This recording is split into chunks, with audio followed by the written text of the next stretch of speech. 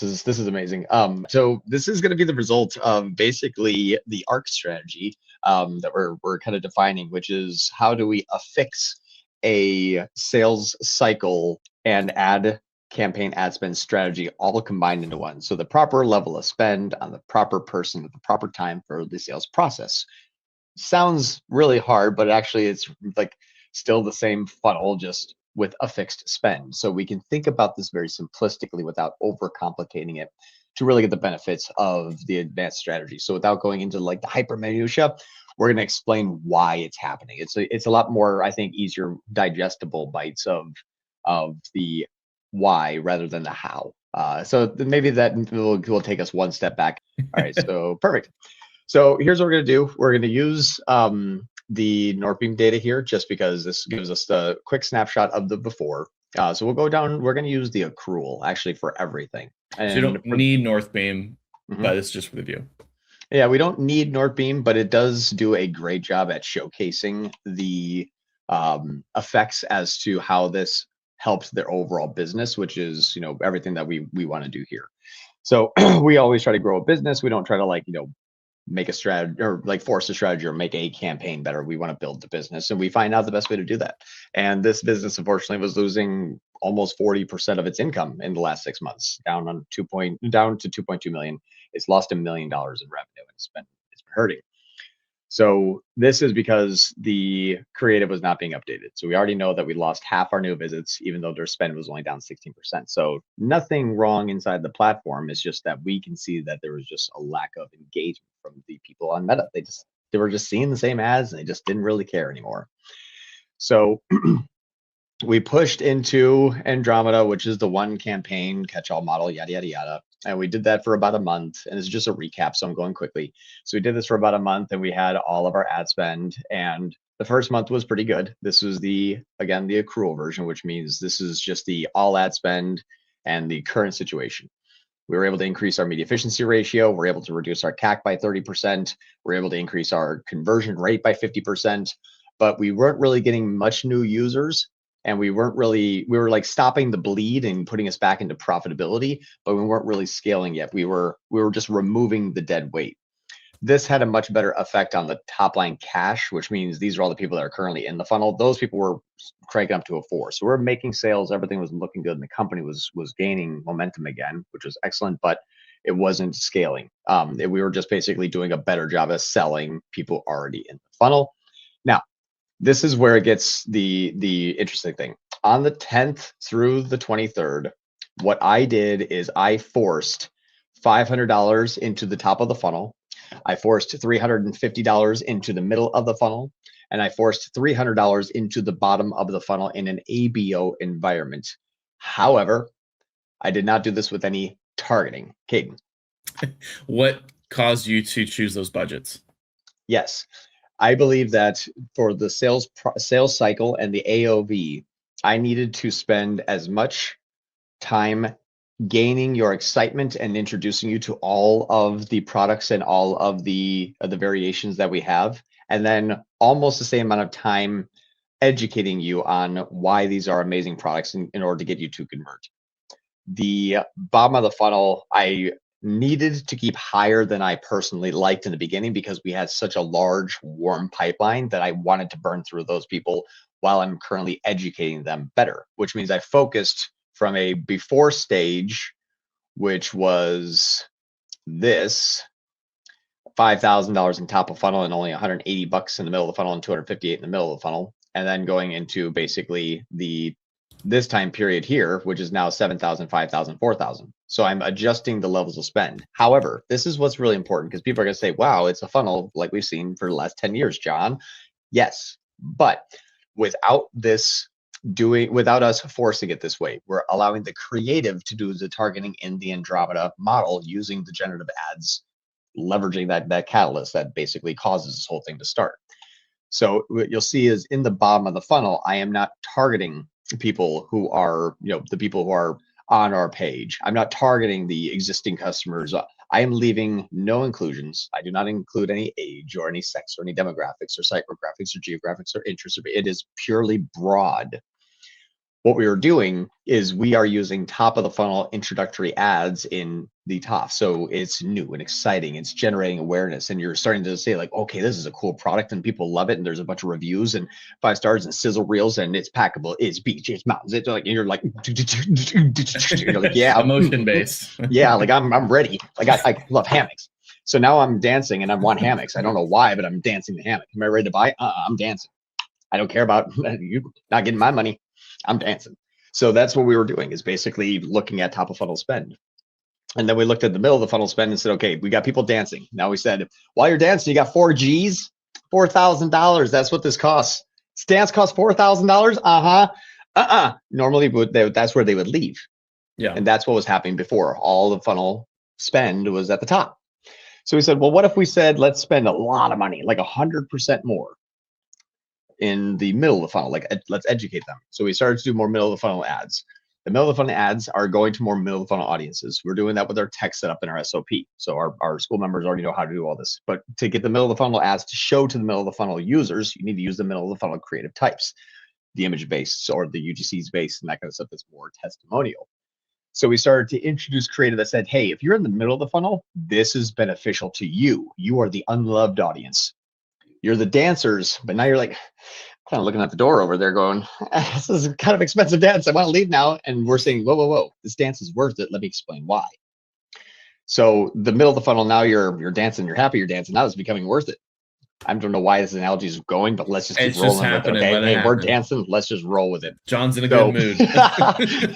So now people are dancing, and then the bottom of the funnel, that's where it's just like, okay, this is the cash register. This is the most unfun portion of the journey. This is scarcity. Things like we have limited in stock. Yes, this is true. These are handmade. These are handmade. There's 150,000 hand woven pieces of fabric here. It's 4.5 miles of yarn. Of course, they're limited. These are hand woven. These are unique and special. These are not the ones you buy at Walmart. They're limited and they're unique. So if you find one that you want, we don't really have another 4.5 miles of threaded yarn in that shape again. So they're limited. So that scarcity effect goes into this thing. So now I'm saying, okay, you're dancing. You're okay with the $4,000. Swipe here. And people are like, whoa, and they're just swiping. And that's what they're doing. And that's what we're seeing that come into effect is actually so cool. Because check this out. If I do this, so this is top, middle, and bottom funnel. I just labeled them so that I can sort them. Check this out. This is your top, middle, and bottom funnel, right? You got tofu, mofu, and bofu, right? There's your funnel. Okay. You got your top, got your middle, and you got your bottom, right? Okay. Now, would we agree that top of funnel, middle of funnel, and bottom funnel can have different CPAs? And normally the top of funnel is a little bit more expensive. So coming in at 167. The middle of the funnel is cheaper because they're a little bit more warmer and they're more acclimated and they're starting to buy. And then the bottom of the funnel, those are your buyers. Those are the cheapest ones. And so those are the people that now are going to be coming in and purchasing down there at the bottom. So we perfectly can now see that after 2 weeks of this model, not only do we have the flow working the correct way, but the in-app new customer click-through attribution is showing that they're even aligning at the appropriate price in the funnel. It's very clean. It's literally like $10 difference almost, like perfectly for each single one. And it's averaging a 158. Now watch this. Check out the before. When we look at this same comparison, we simply had before $4,000 of 172. Now I have $16,000 of 158, which is a nice 20% reduction. And they're even spent appropriately at the stages of the funnel. This thing is dialed in. Like this is a work of art now. I am the marionette, and Facebook is my puppet. It's so crazy though, because everyone's still trying to, I mean, you have people that are saying, oh, you need like a prospecting campaign, and then you need like a bottom of funnel campaign, you need to segment audiences, and then this one has exclusions, this one does it. And it's like, no, it's right. Way too complicated. But then you have the other side of the equation, which, you know, we kind of fell a little bit into, which was like, let's trust the algorithm, let's figure out what creative's working, and let's just go for more of those creatives. And so it's interesting that it's kind of finding the balance between those two and not going too far into one versus the other. Yeah, and there's a couple other things that I started to notice is, the top, middle, bottom of the funnel, we say, okay, I understand the allocation of spend. Like that makes sense. But why and how? Because we have a really hard goal. This company has $400 hammocks and $4,000 hammocks. Like there's no in between. Very different That's it. products. It's very binary. So when we're looking at the last September all the way to before I got here, they were spending $150,000 on Throne campaigns. And I have stopped all of that. So watch. So Throne is the product, by the way. Throne is the $4,000 hammock. Thank you for doing that. That was something that I missed. So yes, the hammock is a $4,000 hammock. That's called the hammock Throne, and they were spending 150 G's on an ads between September, October, November, December, January, February, March, all the way up to March 8th. Then if you look at this is all the way up to me, and then since me to today, the campaigns that contain Throne have zero spend. Okay, so I cut off 150,000. I said no more Throne ads. If we're looking at the overall campaign right now, and I say, what are we spending on in Throne? There is none. If we look at the ads, and then we say the ad name contains the word Throne, out of all of my available ads, I have deliveries active. Oh, active ads. Okay. The active ads that have Throne, we don't have any dedicated Throne ads. We stopped all dedicated Throne ads. What we're doing now is talking about our philanthropy. We're talking about the portability, the quality, the price of the product, because we're trying to showcase the value, 150,000 knots and all that stuff. So once we did that, and then we ran these ads total, okay, you ready? Since March 10th, in the breakdown of accrual performance, we ran these 10 ads, and this is up 468% in the last 2 weeks. Off of revs up. How much, John? Revenue is up 468% in Facebook, 33% to 108 grand in accrual in 2 weeks. Top line, and that's not this here. Top line is up 30% to $220,000. Wow, no sale. No sale. It's just boop, boop, boop, boop, boop. It just keeps going. So now we have a 35% spend scale, 33% rev scale at a same ROAS at a 1.2. And we did this by pushing tofu, mofu, bofu ad spend. Well, let's see if I can do this. But this is the accrual performance that scales. So we basically just hit the gas 100%. Now we're scaling up with 34% more spend, 33% more rev, same ROAS, better CAC, 23% better e-commerce conversion rate with only 13% more new visits. And that's now up to here. This is this time period. But this isn't even the best part yet. This is what I'm trying to get to. We don't have any Vistas or don't have any Throne. We're just focusing on that. This thing is scaling like this. And then check it out. Look at the Throne ads now, or the Throne sales now. We shut off 85%. We shut off $150,000 to $180,000 in Throne ads. I scaled this company 300% in ad spend, and I did not run one more Throne ad, and I sold 85% more Thrones. That's awesome. I challenge anybody to say you got to showcase the product to sell it. No, you will buy from Yellow Leaf Hammocks. What you could afford, sir or madam, is none of my business. I am here to give you the best experience possible with the best product that you are comfortable with, whether you are more affluent or whether you are more budget minded. It does not matter. I did this with these ads here. This is the March 10th through March 23rd. The amount of money here.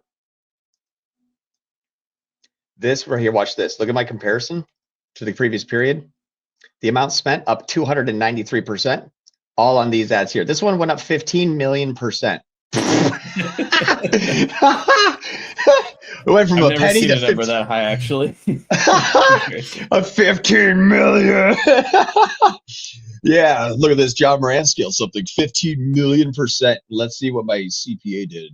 It still didn't sell anything. Man, I suck. Don't tell people that. But watch, 293% more spend, 18% better CPA, 300.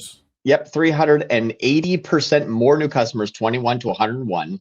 I did that with these 10 ads here. Basically, that's it. And that sold more thrones. Jeez. I tell you this, people, this is so unbelievably, this is the accrual. Let's check out the cash. This is the actual bank account these last 2 weeks. A 35% scale in spend, a 75% scale in rev, a 30% scale to a 5x MER, a 30% drop in NCAC down to $1.50. The e-commerce conversion rate, the site went up 73% that we can actually prove right here at the actual Shopify store as well if we would like to, at 175% better conversion rate. And I did that with 150% more new visits and only cost me 116% one channel. I can't like just keep scaling things at 5x like this and have it be fake. This is too repetitive. It's too exciting. It's just crazy that the fact that the hammock throne is actually selling versus just like another product. And you're just pushing the brand. Exactly right. Let's compare this to last year, March 23rd to 2026, 11/24. Can I previous period? See custom. Yeah, I guess that is. If you click, I don't like this new interface, but see how this is previous year. We have the dates, right? March 11th, 20. Yeah. Well, it's previous period, previous year.